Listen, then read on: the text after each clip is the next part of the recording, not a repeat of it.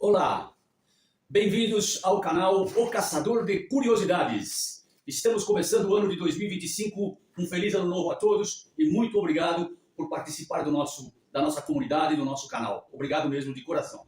Hoje vamos falar de um assunto muito legal. Nós vamos percorrer algumas ruas, alguns logradouros que vão lá da Zona Sul até lá no fundão da Zona Norte. Vai ser muito legal, vai ter muita história, vai ter muita coisa bacana para a gente aprender. Então vamos começar.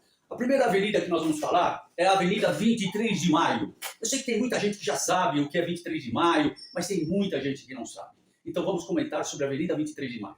A Avenida 23 de Maio começa ali, próximo do Vale do Anhangabaú, e ela vai até o Ibirapuera, até o obelisco do mausoléu da Revolução de 1932, lá no Ibirapuera.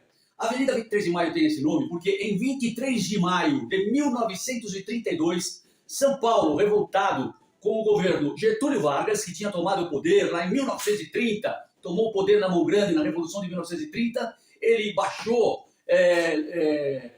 fechou o Congresso, fechou as Assembleias Legislativas, fechou as câmaras municipais, ele prometeu ao povo brasileiro uma nova Constituição, prometeu eleições diretas e não fazia nada. E o governo os paulistas estavam revoltados. No dia 23 de maio, os paulistas foram fazer uma manifestação que saiu ali da Praça da Sé e foi até a Rua Barão de Itapetininga, a Rua 7 de Abril, onde havia um partido do governo ali. Quando eles estavam chegando, os manifestantes, tinha mais ou menos uns 3 mil manifestantes, minha gente, eles estavam chegando e eles foram repreendidos por tropas. E nessa repreensão acabaram morrendo 4 jovens ali, que acabou dando origem ao que a gente conhece por MMDC, Martins, Miragaia, Drauzio e Camargo, que é o nome desses jovens que acabaram falecendo naquele momento. Hoje já foi incluído pela Assembleia Legislativa, a Assembleia que tem o nome da Revolução, Assembleia 9 de Julho, daqui de São Paulo, já foi incluído um quinto nome, do Alvarenga. O Orlando Alvarenga, ele foi ferido durante esse confronto e acabou morrendo 83 dias depois desse confronto. Então, naquela época ele não foi incluído, mas agora foi incluído por uma lei do governo que o governador Geraldo Alckmin mandou para a Assembleia Legislativa, foi aprovada e o nome dele foi incluído no MMDC. Então, 23 de maio foi o dia que aconteceu esse conflito, o povo paulista se revoltou demais com a morte desses jovens e aí o negócio acabou explodindo no dia 9 de julho desse mesmo ano e começou a Revolução de 32. Foi uma revolução sangrenta, foi uma revolução que nós tivemos mais de 30 mil pessoas, entre pessoas da força pública, cidadãos de São Paulo. Foi a época que acabaram doando ouro, as pessoas doavam ouro para ajudar nessa revolução. Foram 3 meses de batalha que acabaram culminando com a morte de quase 1.000 pessoas. Se eu não me engano, 954 pessoas, infelizmente. Só que São Paulo não resistiu, porque no primeiro momento Minas Gerais e Rio Grande do Sul iam entrar também nessa briga, não entraram. São Paulo não conseguiu resistir e após 3 meses acabou o conflito e São Paulo terminou aí com a Revolução. O que ficou de bacana nisso? É que após todo esse conflito, muitas coisas foram conquistadas daquilo que São Paulo exigia do governo federal. Então, os heróis da Revolução de 1932 são os heróis que morreram no dia 23 de maio, por isso a homenagem desse logrador importante aqui de São Paulo, 23 de maio. Beleza? Legal, agora nós vamos para uma não é rua, ali é o Vale do Anhangabaú. Eu disse que a 23 de maio acaba ali no Anhangabaú, e ali o Vale do Anhangabaú tem uma história muito legal. Por que chama-se Vale do Anhangabaú? Ali onde é o Vale do Anhangabaú, havia um rio que passava ali, um rio grande, muito grande, em que os índios tomavam banho, os índios utilizavam dessa água, desse rio. E havia uma bica próxima do rio, que desaguava a água no rio, e era uma bica que chamava-se Bica do Acu. Ocorre que esses índios começaram a ficar muito doentes, quase morriam, tinham febres altas, e ficavam muito doentes por causa da água do Vale do Anhangabaú.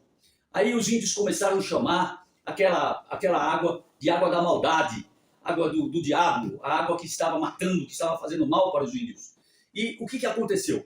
Eles começaram a chamar o rio de Anhangabaú, que significa o rio do diabo. O rio do diabo na língua tupi-guarani. Muito legal. E o que acontece? Um tal de um engenheiro chamado Sanches Dorta, ele era um engenheiro da municipalidade ali pelos anos de 1780, 1790, ele pegou uma quantidade dessa água e mandou fazer uma análise nessa água.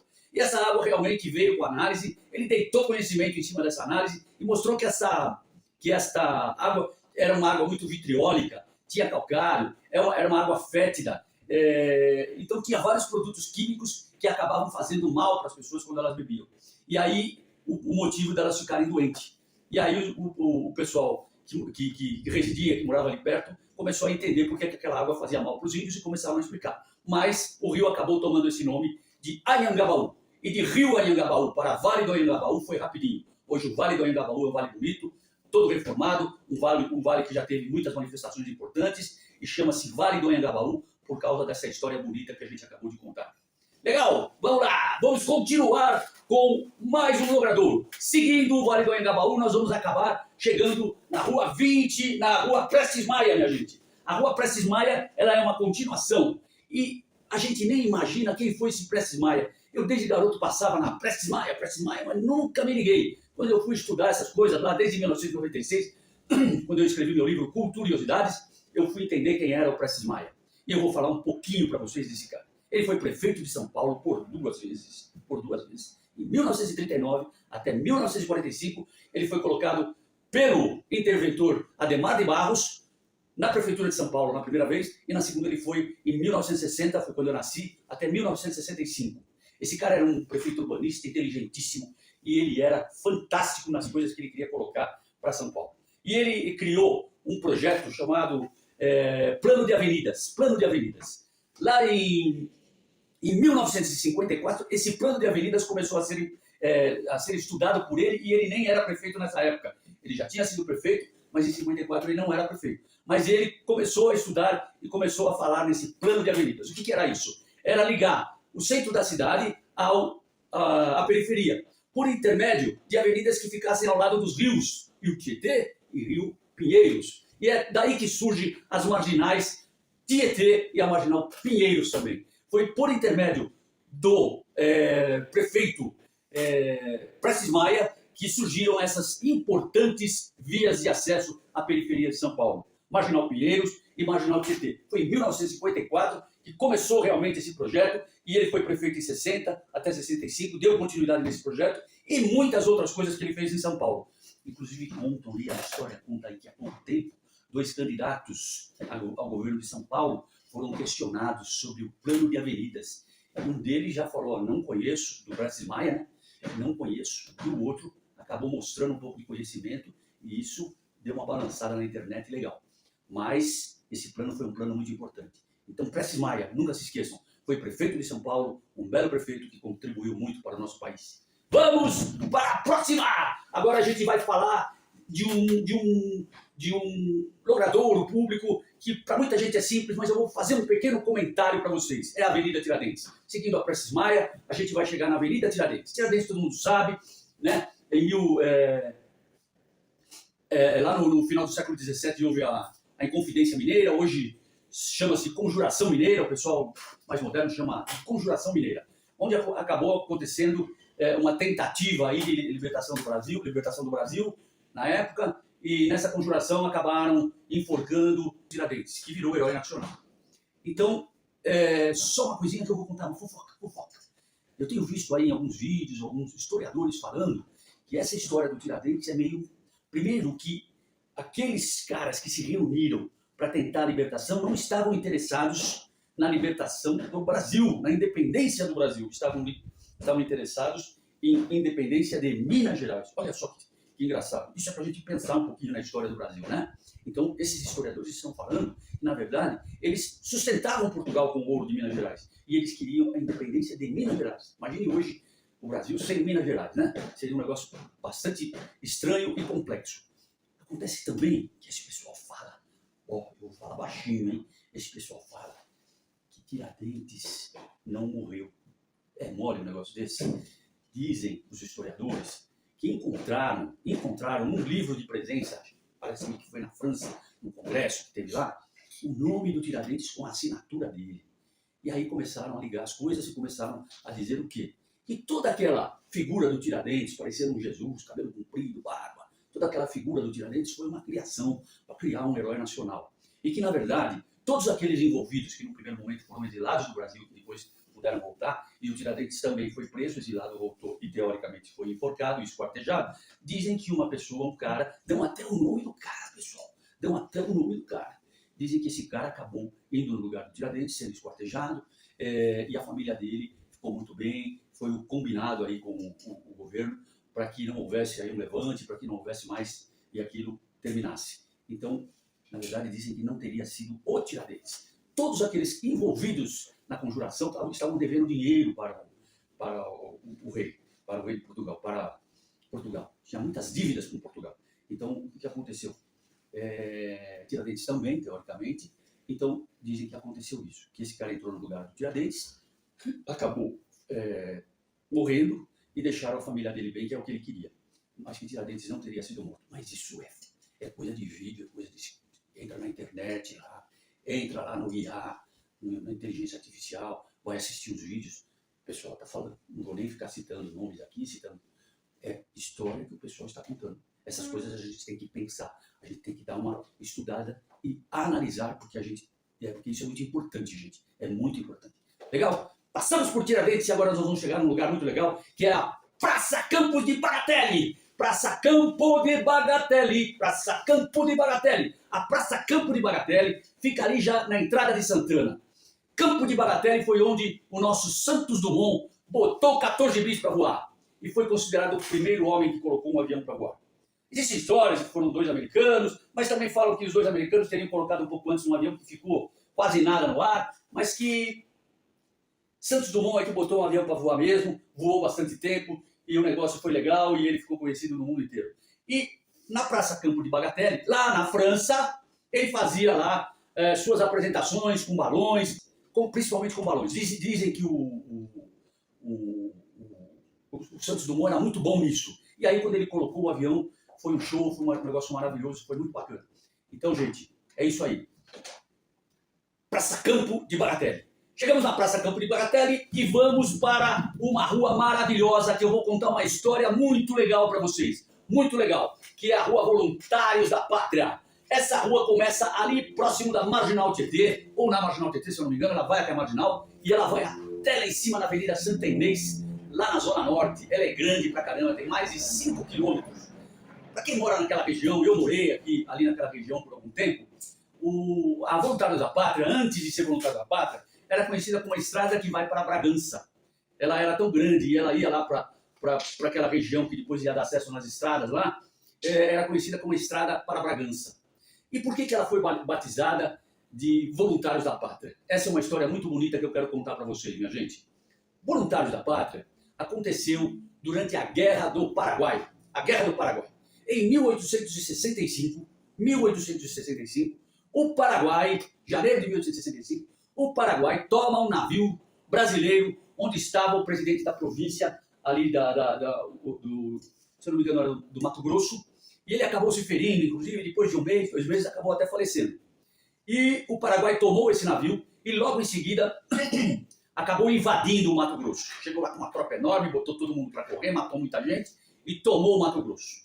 Aí o Brasil realmente percebeu que o Paraguai estava declarando guerra contra o Brasil. Mas por quê, né? Se pergunta, por que o Paraguai declarou guerra? O motivo que se coloca é o seguinte: o Brasil foi defender o Uruguai numa contenda que existia entre 2 partidos do Uruguai, perdão. O Partido dos Colorados e o Partido dos Blancos. O Partido dos Colorados, minha gente, era um partido socialista. Inclusive ele tinha uma bandeira vermelha com uma estrela amarela. E o Partido dos Blancos era o partido que um partido de direita, de centro, e o Brasil foi defender os interesses do Partido dos Blancos. E entrou nessa guerra no Uruguai. Foi lá para o Uruguai, lutou e entrou a favor dos blancos. E o que acontece? Solano Lopes, que era o ditador do Paraguai, ele era aliado ao Partido dos Colorados. Beleza? Aí o que aconteceu? Ele ficou pé da vida com essa ajuda que o Brasil deu, com esse apoio que o Brasil deu, e começou toda essa história da invasão do Brasil e da declaração de guerra. E aí aconteceu outro fato também. Logo em seguida, o Paraguai tentou invadir um território do Brasil por intermédio da Argentina, através da Argentina. e a Argentina não autorizou. O Paraguai pediu autorização, falou, nós queremos passar por aqui para invadir. Não, nós não vamos autorizar. Aí o Paraguai ficou pé da vida com a Argentina, e aí surgiu o que a gente conhece por Tríplice Aliança, ou seja, a guerra entre o Paraguai, o Uruguai, a Argentina e o Brasil do outro lado. E aí a guerra começou efetivamente e durou 5 anos, minha gente. 5 anos essa guerra. Foi um negócio sangrento, foi a maior guerra daqui dessa região, foi uma guerra que matou muita gente, desnecessária, e o negócio foi muito complicado. E aí agora a gente vai falar algumas coisas sobre essa guerra e sobre os voluntários da pátria que eu acabei de falar para vocês. Voluntários da pátria, gente, aconteceu por quê? O efetivo brasileiro, das tropas brasileiras, que eram tropas ruins, nós tínhamos um exército muito fraco, um exército muito ligado à coroa, e um exército cansado, não tinha apoio do Dom Pedro II, era um exército muito fraco. Ele tinha mais ou menos 19 mil de efetivo, homens de efetivo. O Uruguai acabou entrando nessa guerra e dando um efetivo de 2 mil homens como apoio. 2 mil homens. E a Argentina, que tinha uma estrutura bem melhor, acabou dando um efetivo de 8 mil homens. Acontece que o Paraguai era muito bem estruturado nessa área, muito bem armado, tinha armamento, tinha condições para essa guerra. O Solano Lopes entrou tendo certeza que ia vencer essa guerra num minuto, e o Paraguai tinha um efetivo de 70 mil homens. Era uma diferença enorme. E o Brasil, percebendo isso, o que ele fez? Ele criou, Dom Pedro II, criou um projeto chamado Projeto Voluntários da Pátria. Por isso que eu estou assim hoje. Eu estou de Voluntários da Pátria. Eu estou falando de Voluntários da Pátria. O que aconteceu? O Dom Pedro criou um decreto, se vestiu de Voluntário da Pátria, foi lá para o Rio Grande do Sul, e ele disse o seguinte, que todos os civis que se alistassem para ir para a Guerra do Paraguai iam ganhar 300 mil contos de réis, que era um bom dinheiro na época, terras, e as famílias iam ser ajudadas caso houvesse a morte dele. Ia ter um auxílio para as famílias. O pessoal do Exército, que não tinha muito apoio do nosso Dom Pedro, do nosso imperador Dom Pedro II, o que aconteceu? Ele prometeu um monte de coisa. Promoções, melhoria para os oficiais, mais armamentos, logística, aumento de salário, que era muito ruim, que eles reclamavam. Prometeu uma série de coisas para os militares. E os escravos, que foram meio que intimados, houve um pedido, mas de certa forma uma intimação, porque teve muito escravo que foi meio que à força. Ele prometeu o quê? Se você voltar, eu dou a liberdade para você. Você será um escravo que vai ser livre a partir do momento que você retornar da guerra.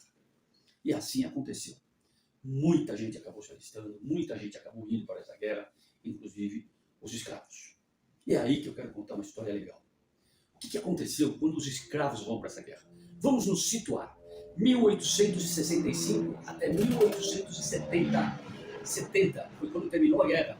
Foi lá para março, abril de 1870, lá em Cerro Corá, um distrito lá do Paraguai, por isso que tem essa rua aqui em Pinheiros, para quem mora ali. Cerro Corá foi onde terminou a guerra, onde eles mataram efetivamente o Solano Lopes, o ditador paraguaio. A guerra já estava acabada, mas eles queriam matar o exército brasileiro, já queria sair fora da guerra. O Duque Caxias tinha saído do comando do exército, porque ele entendia que a guerra já estava acabada. O Paraguai estava colocando crianças no fronte, estava colocando mulheres, não tinha mais de onde tirar gente. Morreu 2/3 da população do Paraguai, já não tinha mais de onde tirar gente para lutar. E o Conde D, né, o marido da princesa Isabel, o Conde D assumiu o exército no lugar do general Duque de Caxias, que foi considerado o patrão do exército, e foi lá e foi sangrento. Dizem que ele matou gente, ele não perdoava ninguém. Podia ser mulher, podia ser criança. Ele entrava nos lugares e massacrava. Diz que ficou até meio doente da cabeça por um tempo em função disso. Estava querendo aparecer. A princesa Isabel já estava vendo que o seu pai estava a caminho de sair. Ela queria ser a imperatriz do Brasil. Foi por isso também que Dom Pedro II foi viajar, deu lugar para ela e ela assinou a liberdade dos escravos em 1880, minha gente. 10 anos depois. Mas por que eu estou contando isso? Porque quando os escravos voltaram, minha gente, eles voltaram junto com os soldados, guerrearam, gente morreu, o cara tá junto com o cara, o negro e o branco, um salva o outro, um vai para a luta, eles se conhecem, eles começam a adquirir um respeito como seres humanos, como amigos, E criou-se um respeito muito grande entre essas pessoas na época. E o que aconteceu? Quando eles voltaram, o negro que tinha sido libertado, opa, você foi libertado, você voltou da guerra, voltou vivo e foi libertado. Ele chegava lá onde estava a sua família e perguntava, e a minha família? Também está libertada? Eles vão ser libertados? Não, só você. E isso foi um tiro no pé.